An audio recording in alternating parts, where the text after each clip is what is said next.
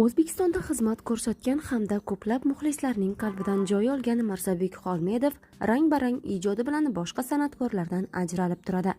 Uni ko'pchilik qiziqchi deb bilsa-da, u qalam tebrata oladi, rol ijro etish va rejissyorlik qilishni ham uddalaydi. Ustoz san'atkor o'zining shaxsiy hayoti haqida quyidagilarni ommaga ochiqladi. Assalomu alaykum, hurmatli tomoshabin. Kanalimizga xush kelibsiz. Video roligimiz ostida bir dona like hamda podpisatsiya tugmachasini bosib qo'yishni yodingizdan chiqarmang. Mirzabek Xolmedov 1961-yili Toshkent shahrida tavallud topgan. U bolaligi hamda bolalar singari beg'ubor o'tganini quyidagicha eslaydi. Onam qahramon ona bo'lgan. U 6 ta qiz va 4 o'g'il farzandni dunyoga keltirib voyaga yetkazgan. Men ularning 5-chisi bo'lganman. Bolalikdan san'atga qiziqqanman. Qiziqchilik qilib odamlarni kuldirishni yaxshi ko'rardim. Ko'p farzandli oila bo'lganimiz uchun ota-onamga ro'zg'orni tebratish oson kechmagan. Bolalikdan mehnatda ulg'ayganmiz. Maktabdan keyin qo'y boqishga chiqardik. Maktabdagi baholarim u qadar yaxshi bo'lmagan, ammo o'qituvchilarimning eng sevimli o'quvchisi bo'lganman. Otam rahmatli 40 yil temir yo'l sohasida ishlagan. Nafaqaga chiqaman deb hujjatlarni to'plab topshirdi-yu, pensiya olish nasib etmadi. Otam haqiqatdan juda sodda va samimiy inson bo'lgan. Artist bo'lam deb erkalardi. Qo'shiq aytib, raqsga tushishimni yaxshi ko'rardi, deydi aktyor. Qiziqchi san'at oliygohiga kirishi bilan bog'liq voqealarni quyidagicha eslab o'tgan. Maktabni tamomlab, sobiq Toshkent teatr va rassomchilik institutiga hujjat topshirganman. Musiqali komediya fakultetida qiziqchilar o'qitiladi deb o'ylagan ekanman. Keyin bilsam, u yerda musiqali teatr aktyorlari o'qitilar ekan. Ijodiy imtihonga kirganda qaysi qo'shiqni aytib bera olasiz deb so'rashgan. Aksiga olib, mening qo'shiq aytish mahoratim u qadar yaxshi emasdi. Nima bo'lsa bo'ldi deb Oyxon ariyasini aytganman. Turgan gapki, ijroyim ustozlarga yoqmagan va meni institutga qabul qilmagan. 1 yildan keyin yana topshirganman, yana ball yetmagan. Shunda onam ustozlarning yoniga kirib, qahramon ona ekanligini aytib yordam olgan. Institutda juda qiynalganman, chunki asosiy darslarimiz vokal bilan bog'liq bo'lardi. Qayta topshirganda arang 3 baho olardim. Ammo aktyorlik darslarida maza qilib ishlardim, deydi Mirzabek Xolmedov. Mirzabek Xolmedovning qiziqchilikdan tashqari qalam ham tebratib turadi. Uning she'rlari asosida yaratilgan qo'shiqlarni ko'plab mashhurlar, xonandalar ijro etgan. She'r yozishga avvaldan qiziqishim bo'lgan. To'ylarning birida Rustam G'oyipov bilan uchrashib qolganman va unga bir nechta she'rlarimni berganman. Davraga tush va paxtakor she'rlarim asosida yaratilgan qo'shiqlarning she'rini yozib berganman. Undan keyin to'ylarning birida Azim Mullaxonovga Ey go'zal she'rini yozib berganman. Musiqasi xorijniki deb ijro etishni istamagan. Keyin uni Muhriddin Xoliqovga tavsiya qilganman. Uning ijrosida qo'shiq hit bo'lgan, deydi Mirzabek Xolmedov. Mirzabek Xolmedov Obid Asomov bilan hamkorlikda ijro qilgan. Ko'pchilik ularni bir vaqtda ijodni boshlagan deb hisoblardi. Aslida esa Obid Asomovning san'atga kirib kelishida Mirzabek Xolmedovning o'rni katta bo'lgan. Obid Asomov bilan tanishuvimiz juda qiziq kechgan. 1984-yillar edi adashmasam. Ancha tanilib qolgandim. To'ylarga ko'p taklif etishardi. Birinchi Sobit Asomov bilan gaplashib qolganmiz.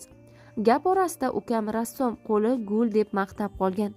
O'sha paytlari ayni rassom izlab yurgandim.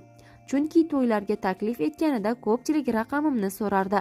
Qog'oz va ruchka esa har doim ham topilmasdi. Chunki hozirgi tashrif qog'ozi ko'rinishidagi narsani yasataman deb yurgandim. U paytlari bosmaxonalar yo'q, hammasi qo'lda chizilardi. Obidjon bilan nechta tashrif qog'ozini yasab, ustiga suratimni ham chizib bergandi. Men ham qiziqchilikka qiziqaman. Bitta sinib ko'rasizmi degan. Qo'lingdan guldek hunaring bor ekan deb rad javobini berganman. Avvaliga biroz ranjigandi, keyinchalik To'xtamurod Azizov boshchiligida Ko'zgu teatri ochiladigan bo'ldi. Unga Obid bilan Sobitni ham taklif etdik. Uddalasa uddalar, bo'lmasa teatrni tark etadi deb o'ylagandim. Ammo u qisqa vaqtda san'atga begona emasligini isbotlay oldi, deydi Mirzabek Xolmedov.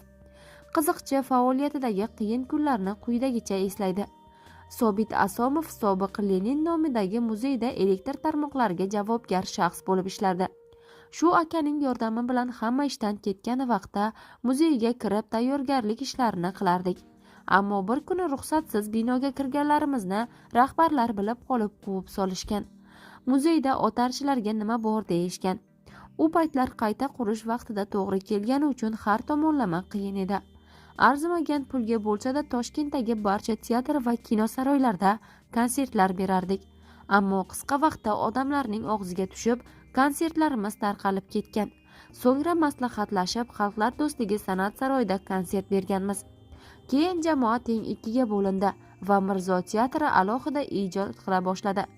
Ko'pchilik bizni raqib deb bilsa-da, aslida biz hamisha do'stdan-da yaqin inson bo'lganmiz, deydi qiziqchi. Qiziqchi mushtumzo'rlar tubiga uchragan kunlarni quyidagicha esladi. To'ylar bilan bog'liq ko'plab qiziqarli voqealar bo'lgan. Hozirgi san'atkorlar to'yga emin-erkin borib keladi. Avvallari esa to'yda xonanda yoki qiziqchigina qitmirlik qilish odatga aylangandi. Mushtumzo'rlar to'y yakunida istagan xurmacha qiliqlarini qilishardi. Mast alasga aka, sizniki to'g'ri deb turish boshqa iloji yo'q edi. Eng yomoni 1988-1989 yili to'pponcha bilan qo'rqitish urf bo'lgan. Bir kuni to'yda xizmat qilayotgan ikki erkak kelib, chetroqqa o'ting, gap bor degan. Ular meni o'zlari bilan boshqa to'y xizmatiga olib borishni istagan ekan.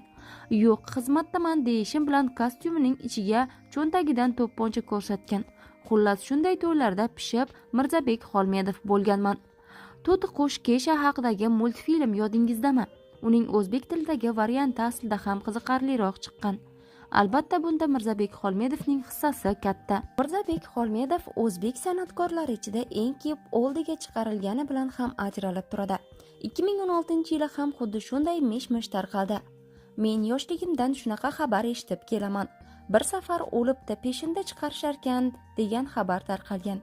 Uzoq safardan yo'lga ketayotsam, eshigimning tagida tumonat odam peshinga chiqararkan deb kelishdik, deydi. Yo'q, sog'-u salomatmiz dedim. Rahmatli onam, sening tuprog'ing yengil bolam, o'zing uydasan-u gaping ko'chada derdilar. Keyin bir marta chiqdi bu gap. Keyin yana bir marta chiqdi. Kim biladi, bu internetdagi shayton sifat odamlarning ishi bo'lsa kerak. Fozilxo'ja Qori aka rahmatli ustozimiz bo'lganlar. Ular shayton sifat odamlar bor. Shayton nima qilsa o'sha ishni odam bo'lib turib qilishadi deb aytar edilar, deydi Mirzabek Xolmedov. Mirzabek Xolmedov oilasi haqida gapirishni unchalik istamaydi. Faqatgina uning 3 nafar o'g'li borligi va ularning bari san'at sohasida faoliyat yuritishi ma'lum. Ma'lumot uchun Mirzabek Xolmedov 1989-yildan buyon o'z muxlislari uchun har yili konsert dasturi tashkil qilib keladi. U aktyor sifatida Alif va Laylo, Oltin devor, Ko'zlarim yo'lingda, Muhabbat sinovlari 1, Muhabbat sinovlari 2, Ulfatlar 1, 2, 3 kabi kinolarida rollarni maromiga yetkazib ijro qilgan. Hurmatli tomoshabin, video roligimiz ostida bir dona like tugmasini bosib qo'yishni hamda Mirzabek Xolmedov uchun sihat salomatlik tilashni yodingizdan chiqarmang.